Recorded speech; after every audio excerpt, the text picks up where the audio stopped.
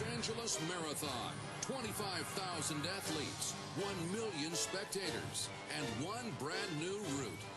For the first time, Universal Studios is the starting line.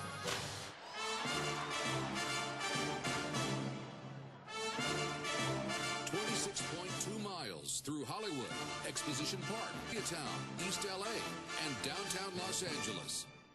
This marathon evens the playing field. It's the challenge for elite athletes. A $100,000 bonus is awarded to the first person who crosses the finish line. Women have a head start. Can the men catch up? The new route tests all runners. It starts with a demanding uphill climb. Mile after grueling mile. And then the wall. Mile seen to 22, where many runners break down. Thousands push themselves to the limit, accomplishing the goal every athlete wants. The excitement of crossing the finish line.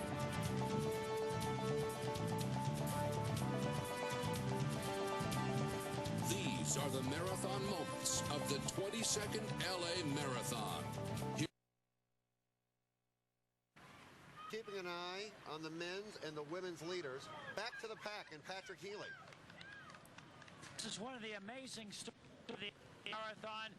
The man you're watching right now, he's on the pace to run a 3-hour marathon. Now look very carefully at him. He's not watching the course. He is legally blind. This is Adrian Broca, one of the amazing athletes in this race. Adrian, we won't make you talk much, but tell us, are you still feeling strong? Feeling amazing. Looking forward to the finish. All right, 3 hours. 2:55 is our goal. Oh, man. All right. Let's talk bicycle spotter. How's Adrian handling the traffic today? He's unbelievable. He's getting faster as we're going along. And you're passing people now. Passing them regularly. Now what's your job today? I'm helping guide Adrian with his friend Bill. Bill's not a bad runner either. Bill's a great runner. He'll probably break 3 hours today, too. All right, well, good luck. I'll let you get back to Adrian. Adrian Broca, for a number of years, always runs right around 3 hours. That's like a 6-minute, 50-second pace. Now, you know me, I like to run with the runners, but I can't keep up with Adrian even for half a mile. That's why I'm watching him from the motorcycle. Back to you. A story of courage and determination, legally blind, running a 3-hour marathon. I thought you were talking about Pat Healy. A story of courage and determination.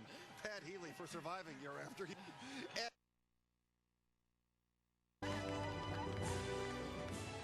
Well, there's more drama at the finish line than any other spot along the route.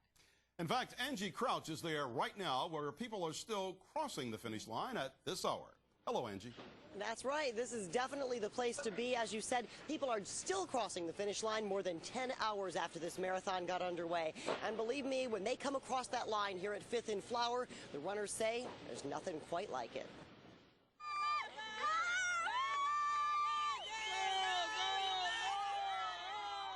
The drama at the finish line played out in 3 acts. First, the anticipation.